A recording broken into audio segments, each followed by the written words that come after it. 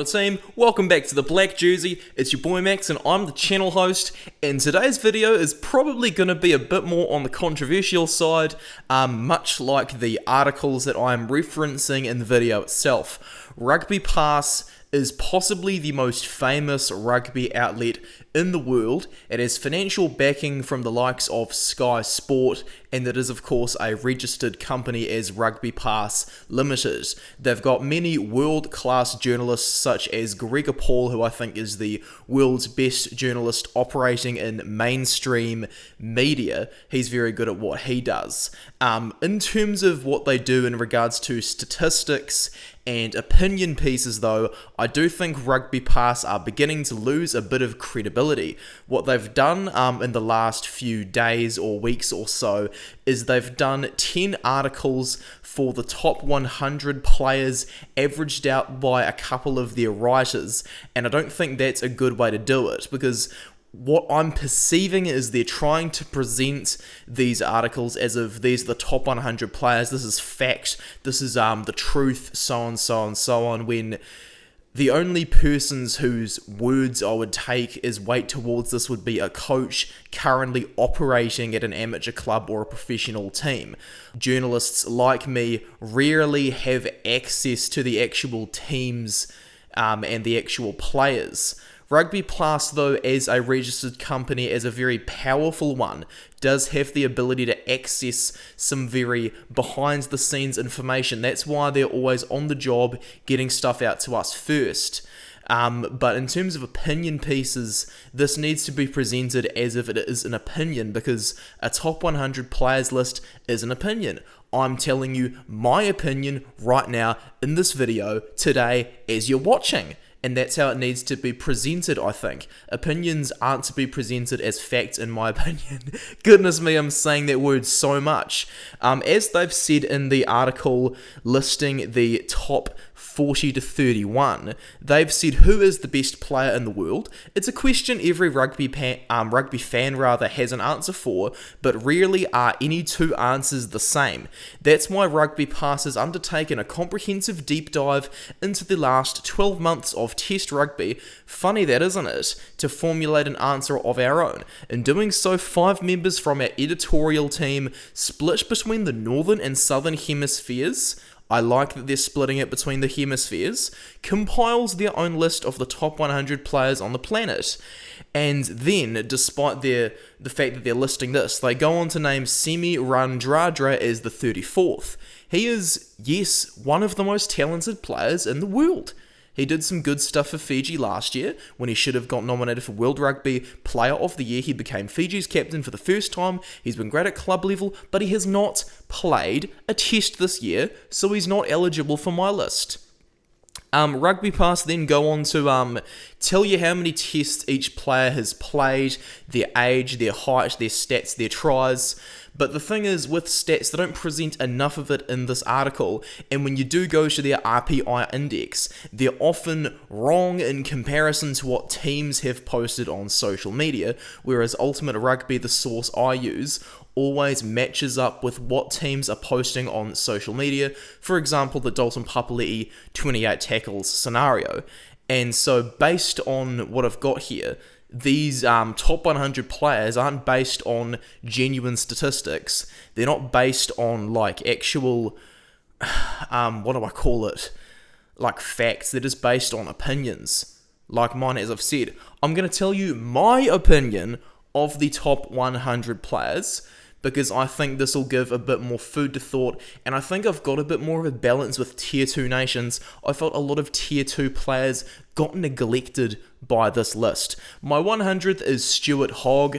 I do think Stuart Hogg has really fallen off the edge a bit. He had really poor performances under the high ball against the British and Irish Lions, but he is the highest scoring ever Scottish player. He makes good decisions as a captain, and he's also a very fast runner still, so I'm more than happy to still include him in the top 100.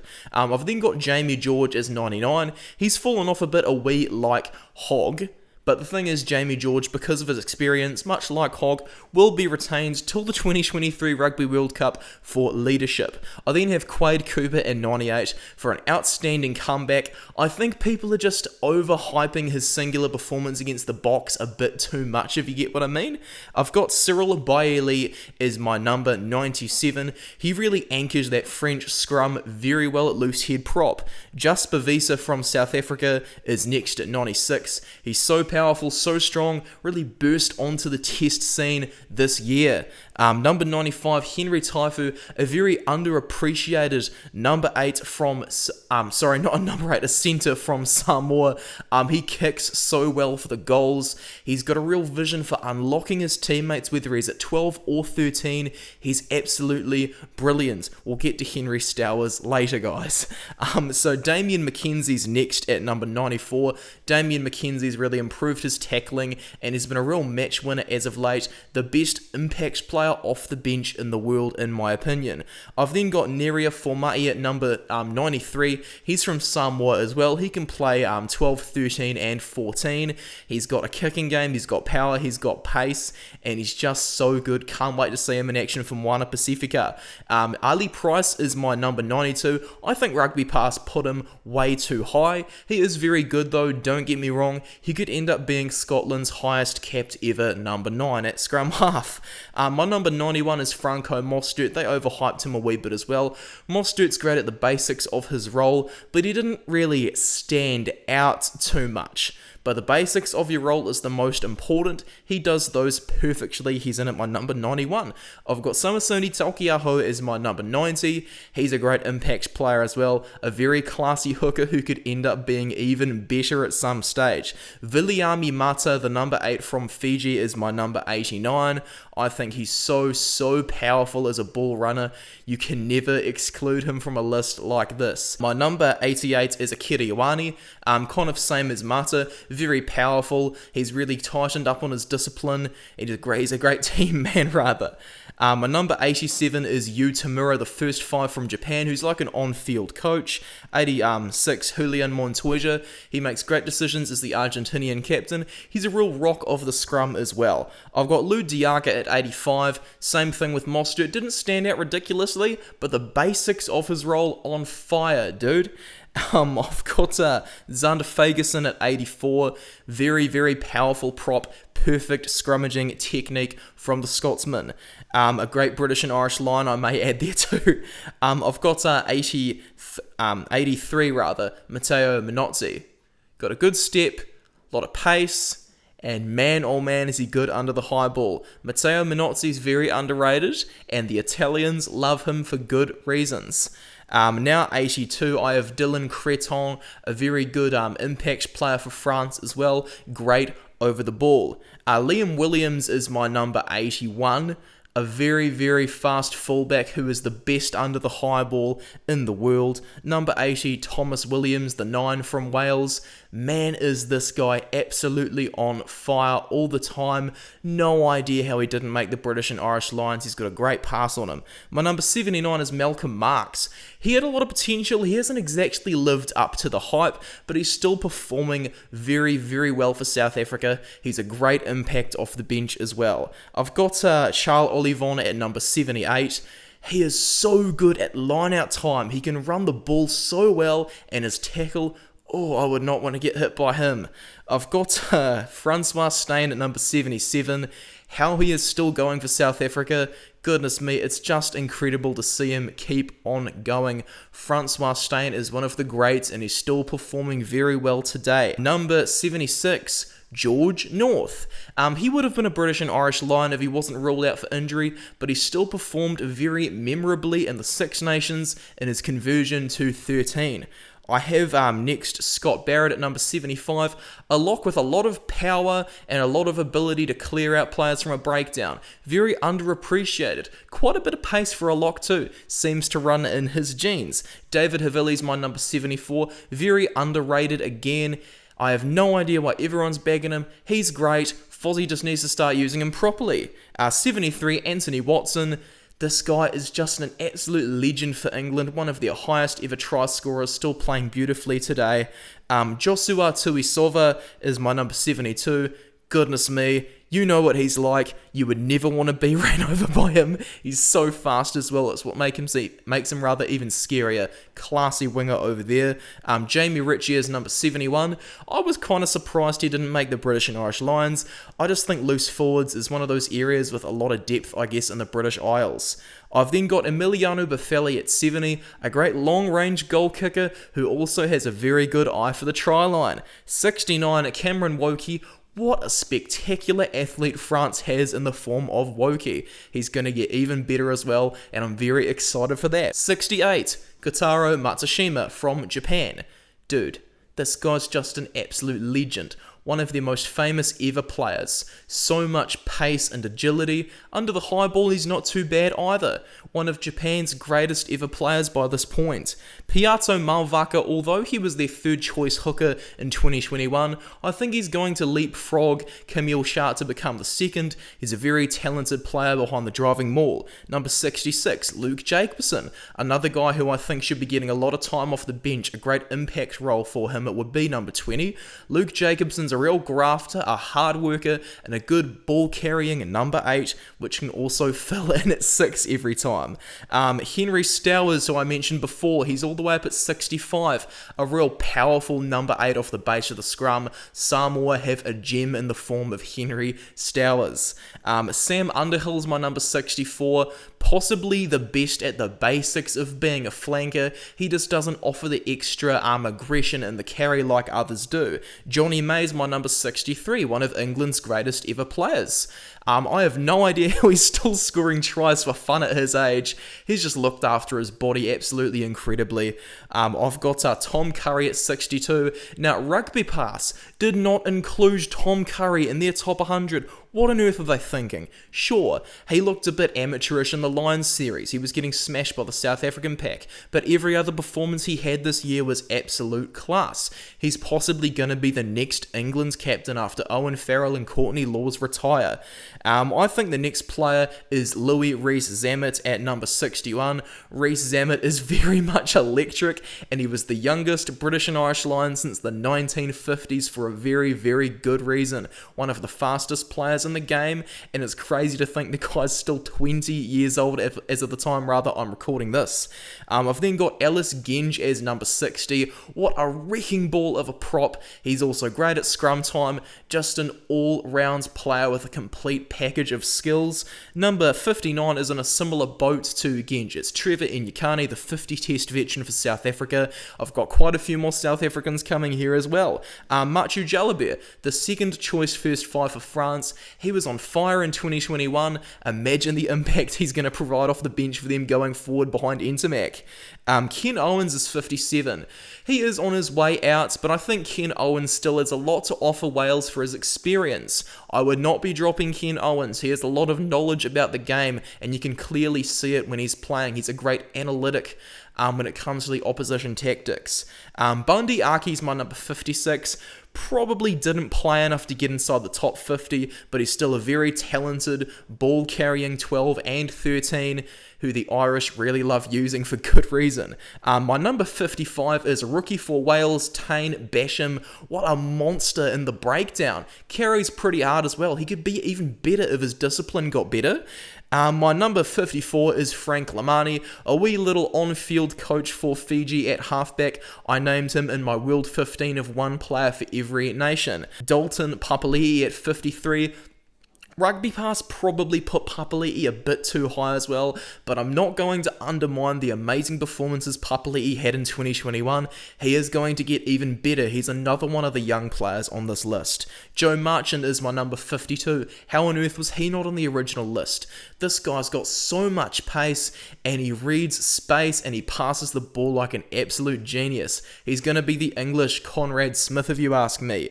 I then think Handré Pollard is number 51. He had a couple shaky performances in the Rugby Championship, but he remains South Africa's best first five, and I have no doubt he will reach 100 tests. He's awesome. Number 50 is Aaron Smith, another great halfback at the basics of his role. He's having a bit of a late career resurgence, and in front of him is Jamison Gibson Park at 49, a bit of a similar thing for Gibson Park. He just had a couple of better performances for Ireland, and he's obviously overtaken Connor Murray.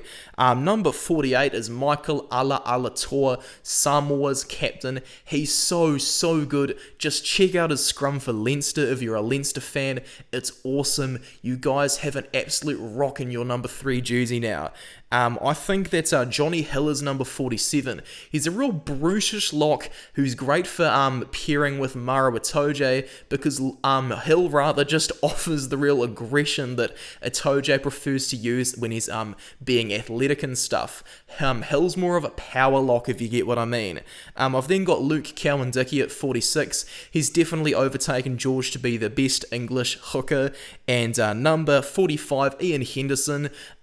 If I was the Irish, I'd probably be getting rid of Sexton and making Henderson the captain. Just saying, his career can't go on forever, and Henderson is, believe it or not, still 29 or 30, can't remember which one, I've got it on screen. Marcos Kramer, number 44, a very athletic lock who can also be used at 6. He provides the Argentinian lineout with an absolute monster. He carries hard as well, of course. Number 43, Melvin Jaminet. He came from the second division of French rugby to a starter for his nation within a matter of months. This guy's a brilliant goal kicker. He may undermine Entomac's effort to become France's highest ever point scorer, but who gives a crap? This guy's awesome. Keep him on the field for as much as you can, please, France.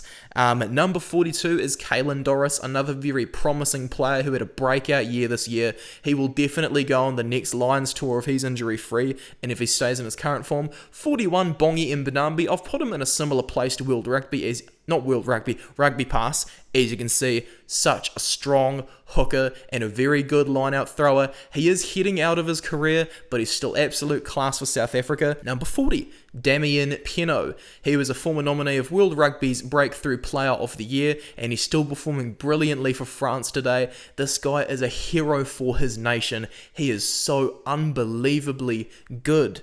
I've now got Damien Dialendi at 39.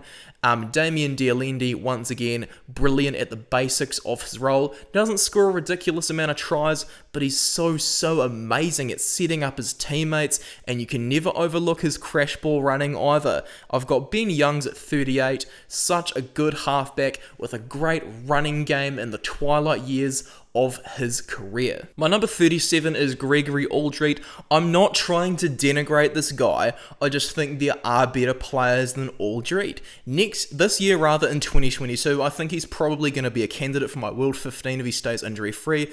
This guy is a young beast, a possible future French captain if injury happens to Olivon or Dupont. This guy's absolutely class, so powerful, and the retirement of Louis Picamol was really subdued, I guess, by the entry of Aldred to the national team. We've got Tate McDermott at 36. Bruh, Nick White is not Australia's best 9, that's all I've got to say. McDermott keeps his discipline, he obeys the game plan, and he's not so annoying to play against. Please keep starting Tate McDermott. Number 35 is Nepo Laulala. Yes, the type 5 forwards in New Zealand aren't up to scratch in comparison to South Africa's, Ireland's or France, maybe England's, but Nepo Laulala is a bright shining light amongst that bunch. Nepo Laulala is a powerful scrummager, and every time he comes off the field, our scrum instantly gets worse by the looks of things.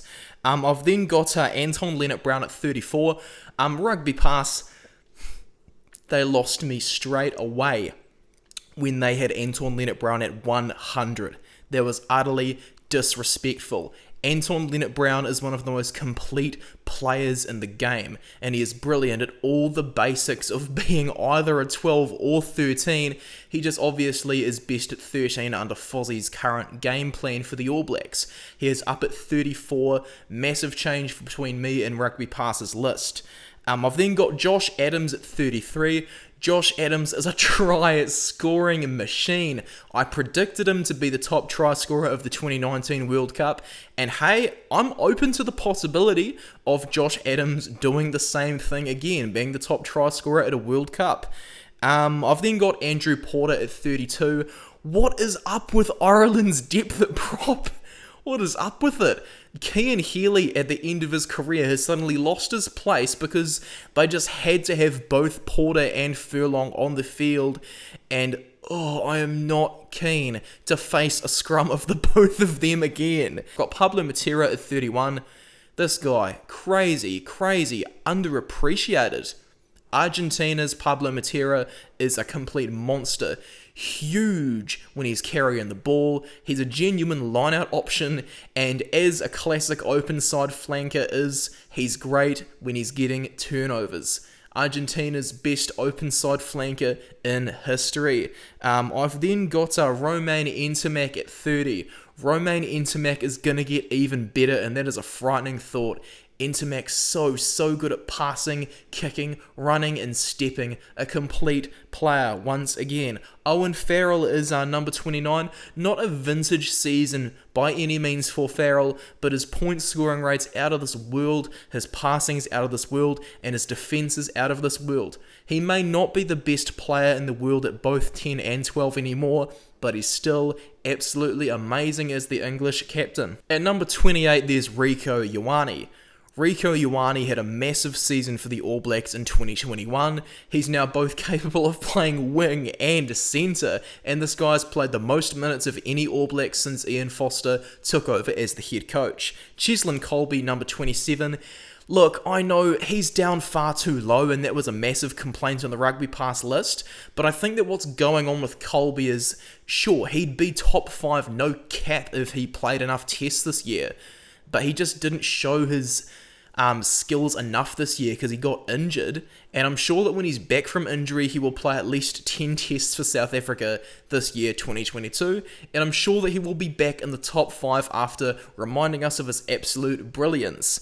Gael Fiku is my number 26. I named him as my reserve outside and centre for my World 15 for 2021 because he's just a defensive machine. His passing's on point and his attack, man, almost unparalleled in French rugby.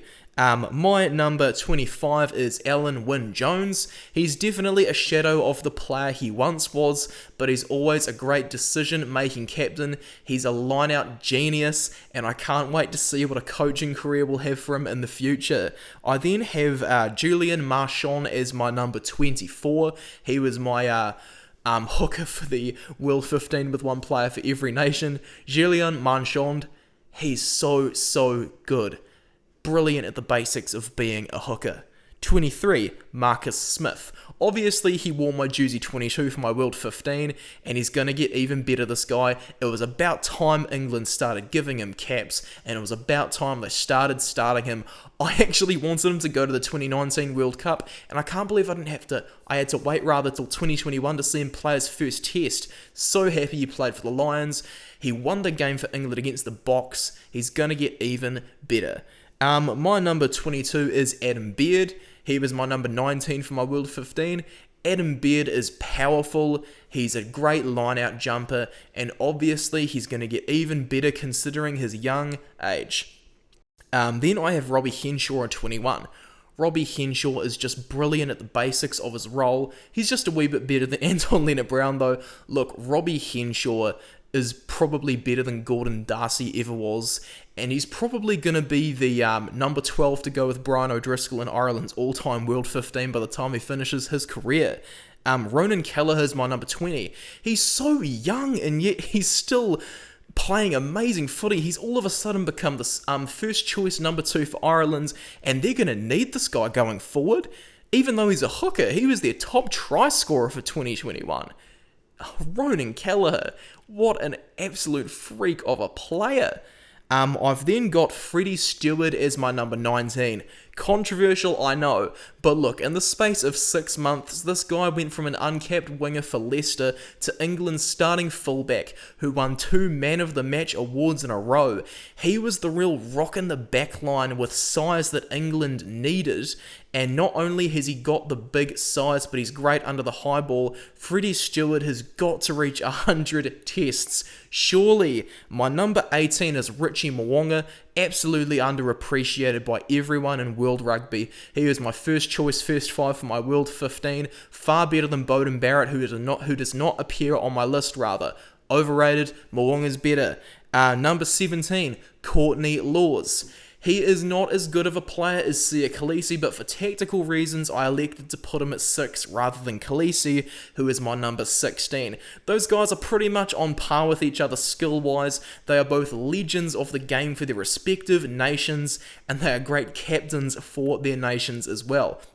Laws is a line-out jumper at 6, really adds the balance to the English back row they just could not get with Billy Vunipola, and Sia Khaleesi has a great tackle technique and great running technique as well. Then we get to my number 15, Taniela Tupou. RugbyPass put him a wee bit higher than I did, and Taniela Tupou is in the top 15 for good reasons. He's a powerful runner, he's a powerful scrummager, and he's a great tackler too. My 14 is Sam Whitelock. Why does everyone underrate this guy so much? He is probably the best lock to ever grace World Rugby after Colin Meads, God rest his soul. Sam Whitelock's unbelievably good. Stop dissing the guy. Stop saying he's a bad captain. His tackling, perfect. Running, perfect. Line-out jumping, perfect. Calls his captain, perfect. He is nobody because nobody's perfect, much like John Eales once was. I've then got number 13, Cody Taylor, who is my hooker for my World 15. Taylor is an absolute machine, powerful running, powerful tackling, his line-out throwing, so good. I've then got my 12, Hamish Watson, the best flanker in the world. 12 would not be his jersey in an actual game, but he runs like he's a battering ram 12, and he also has great power in the turnover. No one can shift him at the ruck. Hamish Watson is a Scottish machine and one of their greatest ever players. Number 11, Wyn Jones. Yes, I have picked a prop as the best player in Wales, and that's for some good reason as well. The late bloomer knows his stuff at scrum time, and is tackling almost unparalleled.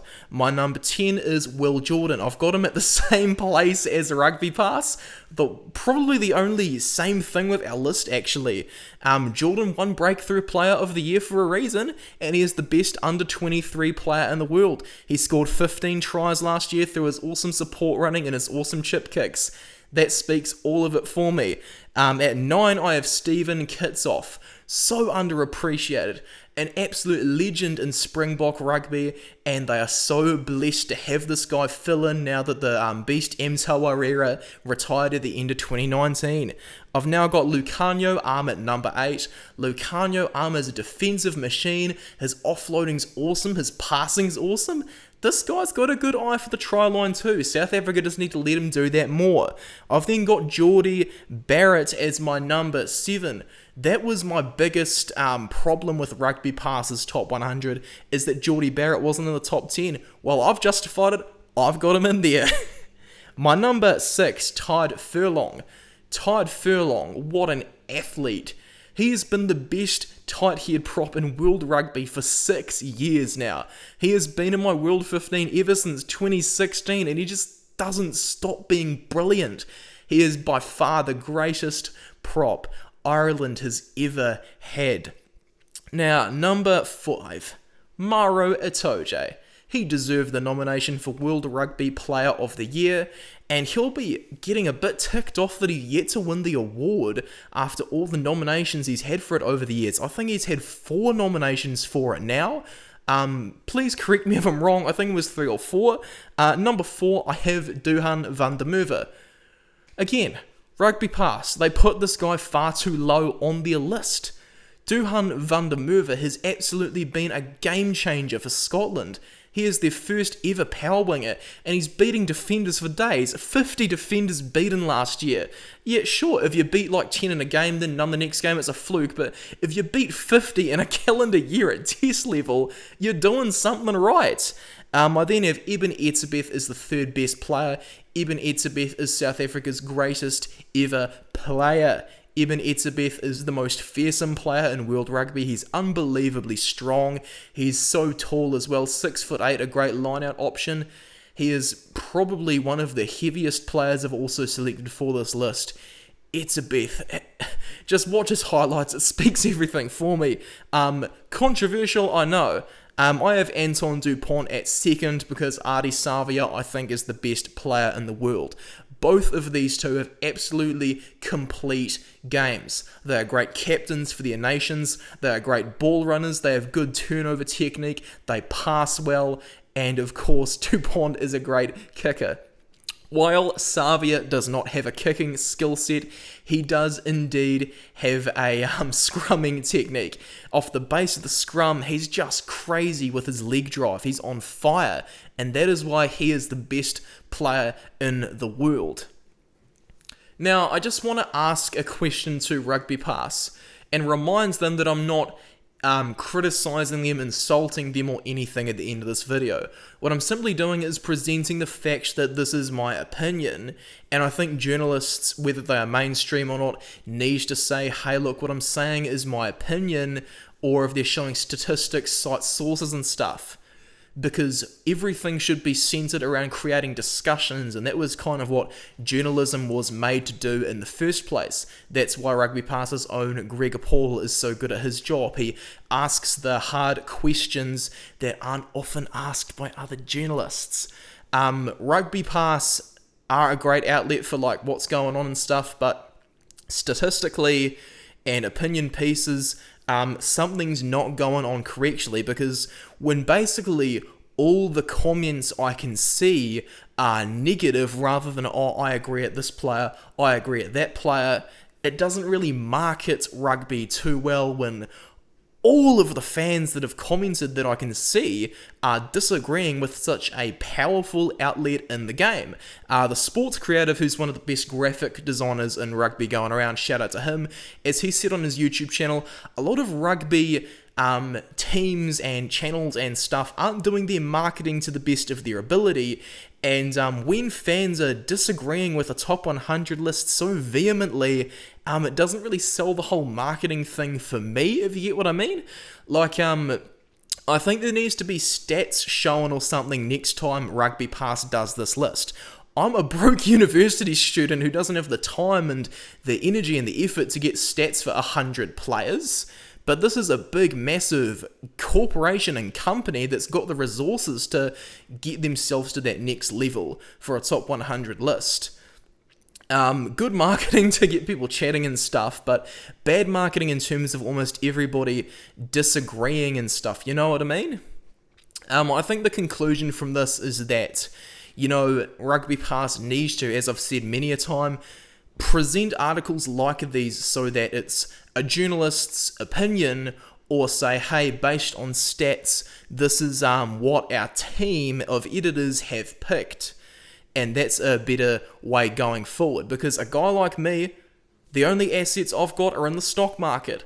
That company will have so many assets. How do you think they broadcast so many games?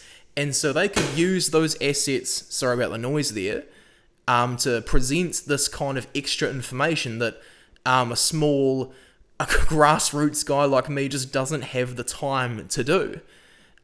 With all due respect, of course, in this video. Thank you as well to the audience of mine for watching this very long, unbelievably long video. A big shout out to you guys. I won't say too much now that the video's over. I'll just remind you to like, subscribe, and comment, and I will see you later, guys. Thank you so much from the bottom of my heart for watching.